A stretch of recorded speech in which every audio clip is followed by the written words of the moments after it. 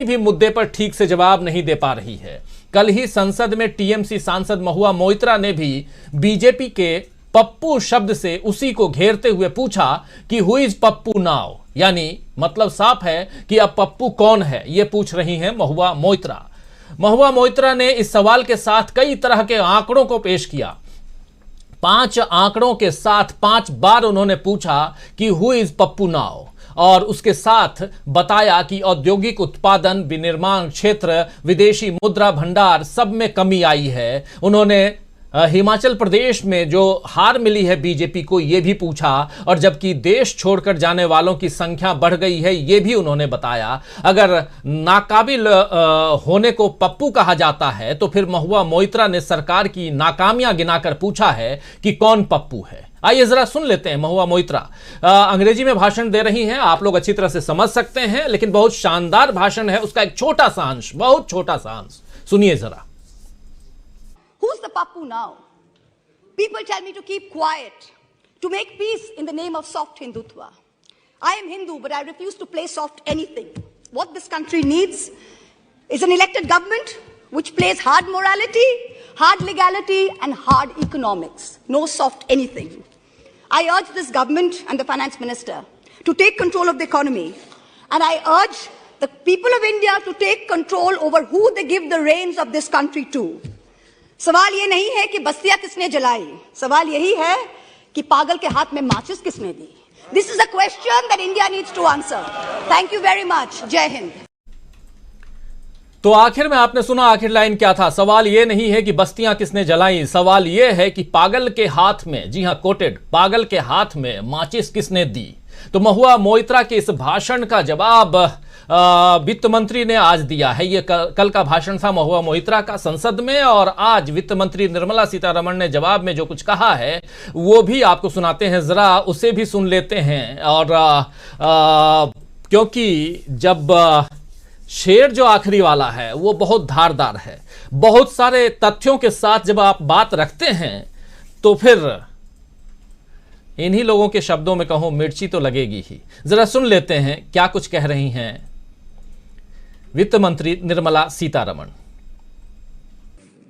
There was this question of where is the Pappu, who's the Pappu, who's the Pappu.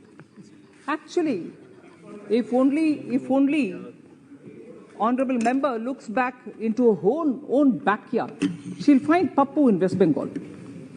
So there's no doubt, where there are wonderful schemes which can benefit common people, West Bengal sits over it, doesn't distribute it. You don't need to search anywhere else for Pappu.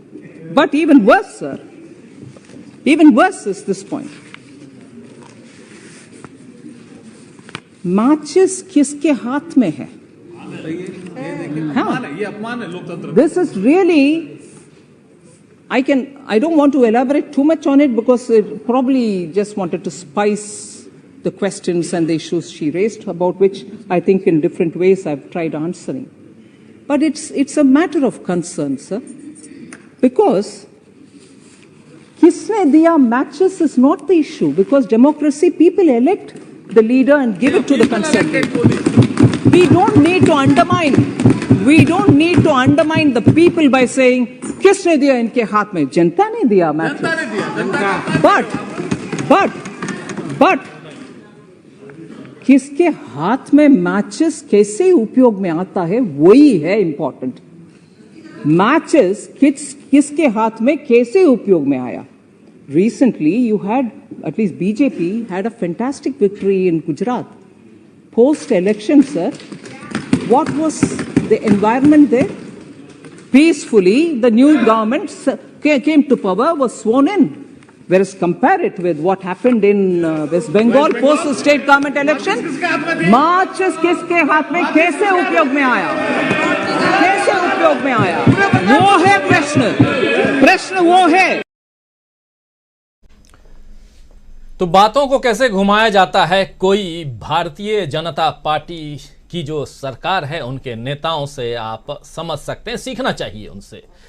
जो कुछ कहा था महुआ मोइत्रा ने कि पागल के हाथ में माचिस किसने दी, और यहां माचिस का मतलब सीधा का सीधा कहा जा रहा है जनता से, जनता को पागल बताया जा रहा है।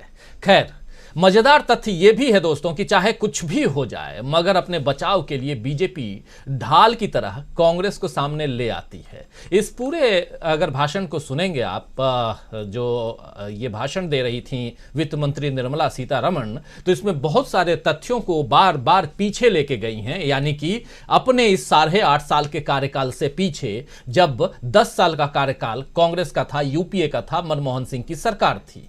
खैर, ये तो होना ही है जब 70 साल की बात होती है कि पिछले 70 साल में कुछ नहीं हुआ, और बहुत सारे तथाकथित नए जो हिस्टोरियंस हैं वो कहते हैं कि जो कुछ भी हुआ, देश को आज़ादी भी 2014 के बाद मिली है, तो बहुत कुछ सुनना समझना आपको बाकी है। अभी हो सकता है और भी बहुत सारे तथ्य आप सबके सामने आएंगे आने वाले समय में, लेकिन इधर दूसरा मसला जो है वो बहुत महत्वपूर्ण है। वो है कि चीन के मसले पर भी विरोधी दलों के वार से बीजेपी जो है वो परेशान है। चीन का मामला, उस पर हम लोगों ने कल चर्चा की थी, खूब चर्चा की थी, और समझने की हमने कोशिश की थी कि चीन के मसले पर भारतीय जनता पार्टी की ये सरकार, मोदी सरकार, क्यों बैकफुट पे आ जाती है।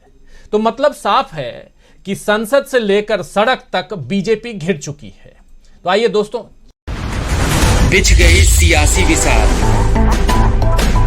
खेला जा रहा है सियासी खेल, जारी है वार पलटवार, शह और मात के खेल में बनाई जा रही है रणनीति। कौन पड़ेगा किस पर भारी, ये कभी भी सिर्फ hastachep.com पर अमलेंदु उपाध्याय के साथ